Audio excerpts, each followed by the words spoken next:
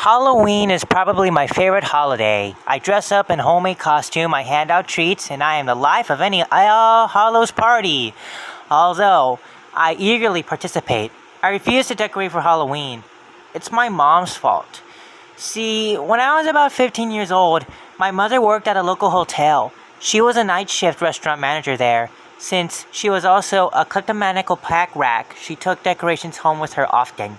Shortly after Halloween, she brought home this ugly decoration. It was a plastic skeleton dressed up in a top hat and tails. The skeleton was about the size of a 3-year-old child. It was painted a dim ivory, the color of old bones. She shoved the ugly thing in my face. "Isn't it the greatest? Come closer and check it out," Mom said excitedly. When I got closer, I shrieked as the stupid thing spoke. Well, to be more accurate, it screamed at me with glowing redness in its empty eye sockets. "Boo! Happy Halloween!" Turned out the skeleton had a battery pack that had powered 2 red LEDs and a speaker hidden in its skull. Real funny, Mom. Scare your kid out of 10 years of her life. I asked her to take the batteries out of the pack. She did so, snickering at her joke, and placed the skeleton in a display alcove directly across from our front yard door. As months passed, she dressed Mr. Bones. Yes, she named the stupid thing, in different accessories for the holidays. Indian headband on top of his top hat for Thanksgiving, a fake white beard for Christmas, a glittery bow tie for New Year's. At random, she would put the batteries in again to give me a scare when I got home from school. "Mom, take the batteries out again!" "I didn't put them back in, honey." She was laughing as she said it, which gave proof to her lie. I hated her pranks.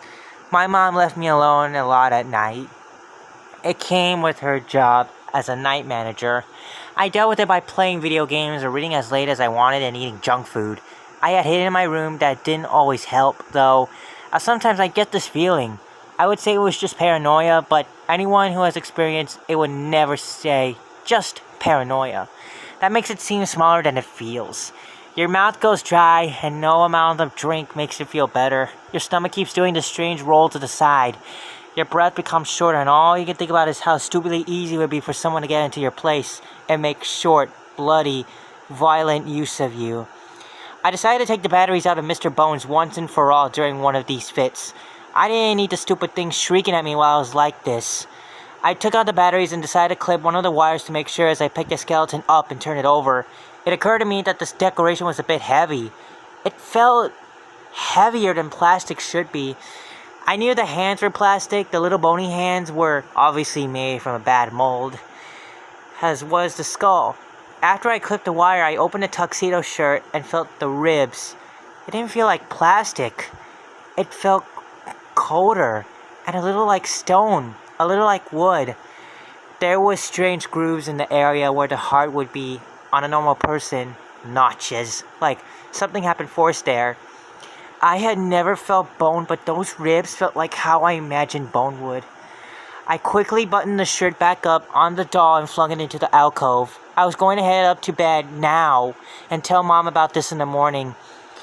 Maybe we could take the doll to the police or give it a proper burial. I turned to head up the stairs. "Boo!" it was said quietly, not screamed this time. My head whipped around, light came from the eye holes of the doll's skull, becoming red at the ceiling. After I had clipped its cables and taken out the batteries and "What the fuck?"